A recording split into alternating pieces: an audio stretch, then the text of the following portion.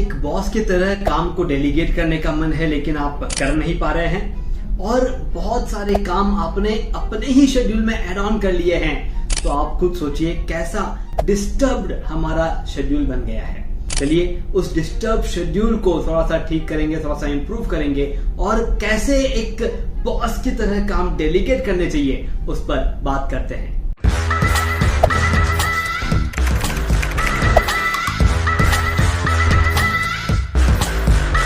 Hello दोस्तों, मैं आपका टाइम मैनेजमेंट लाइफ कोच अखिल बाहेती आपके साथ आज 5 स्टेप शेयर करने वाला हूं जिसके जरिए आप आपके डेलीगेशन को सही है या गलत है और कैसे उसको इंप्रूव करना है उसके ऊपर काम कर सकते हैं। लेकिन उसके पहले बता दूं, मैं एक ऑथर हूं, मैंने एक किताब लिखी है जिसका नाम है समय नहीं है। इस किताब में 100 अलग अलग सवालों के जवाब दे रखे हैं कि किस तरह से कौन सा काम आपको करना चाहिए और कैसे टाइम मैनेजमेंट की टेक्निक्स आप इंप्लीमेंट कर सकते हैं।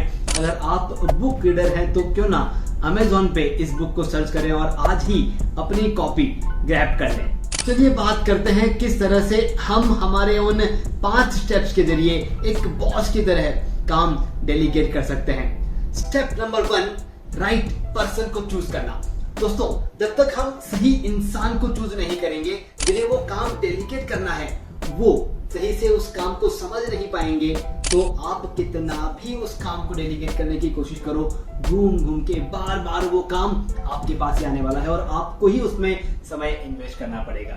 सबसे पहले राइट पर्सन को चूज करना, चेक करना। क्या करना होगा, हमें लिस्ट बनानी होगी, देखना होगा कि जो काम हमें देना है उस काम को करने के लिए सामने वाले इंसान में कौन सी क्वालिटी चाहिए। और अगर आप वो लिस्ट बना लें और जब आप पर्सन को इंटरव्यू करते हैं, हायर करते हैं, तब चेक कर लें कि ये सारी क्वालिटी उनके अंदर है या नहीं है।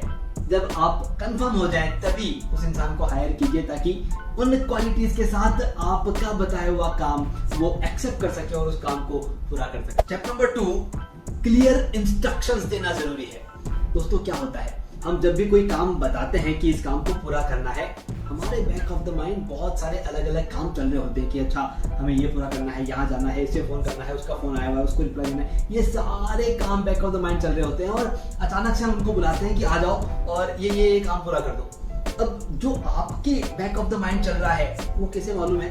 वो सिर्फ आपको मालूम है। अब आपने क्या सोचते हुए उनको कहा कि ये कर दो, वो सिर्फ आपको मालूम है।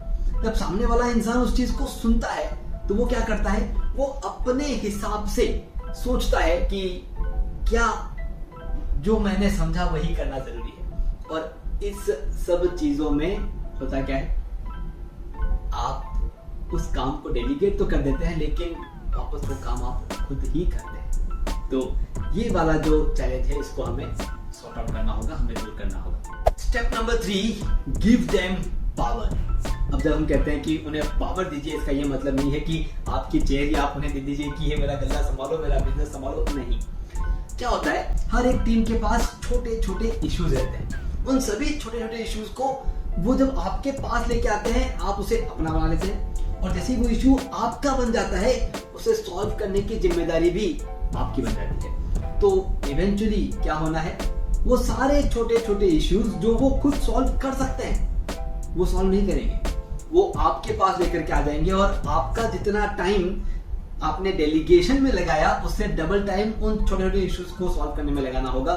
उससे अच्छा है कि आप उन्हें जरा पावर दें, उन्हें कहें कि ये आपके डिपार्टमेंट का आपका इशू है और आप में ये काबिलियत है कि आप इसे सॉल्व कर सकते हैं। बस ये विश्वास आपको बाहर लेकर के आना है और आप देखेंगे बड़ी ही आसानी से वो उन छोटे मोटे चैलेंजेस को दूर करते हुए सारे काम आसानी से पूरे कर लेंगे। Step number 4, set expectations and goals. हमने हमारे बिजनेस के, हमारे कंपनी के हमने गोल सेट कर लिए हैं, क्यों ना इन गोल्स को हम डिस्ट्रीब्यूट कर दें अलग अलग डिपार्टमेंट में कि आज अगर हमारा ये 10 करोड़ का गोल अचीव करना है तो उसमें से इतने करोड़ का काम आपको करना है, इतने करोड़ का परचेज आपको देखना है, इतने करोड़ का ऑर्डर आपको फुलफिल करना है। अगर इन सभी चीजों को हम डिस्ट्रीब्यूट कर दें, डिवाइड कर दें, तो आप देखेंगे बड़ी आसानी से आपके बड़े गोल्स छोटे छोटे होकर के उन सभी में डिस्ट्रीब्यूट हो जाएंगे और आसानी से आपके गोल्स अचीव हो जाएंगे। इसमें डेडलाइन बहुत जरूरी है कि इस डेडलाइन तक, इस डेट तक, इस पीरियड में ये वाला काम पूरा होना है। जैसे ही आप इन चीजों को सेट कर लेते हैं, आपका डेलीगेशन और उनका आउटकम मैच हो जाता है। स्टेप नंबर 5 जो सबसे इंपॉर्टेंट है, अगर आप इन चारों स्टेप्स को अच्छे से करते हैं तो ये 5वां स्टेप उतना ही इंपॉर्टेंट है, नहीं तो इन चारों स्टेप्स की वैल्यू डाउन हो जाएगी। और स्टेप नंबर 5 है रिकॉग्नाइज एंड रिवॉर्ड्स।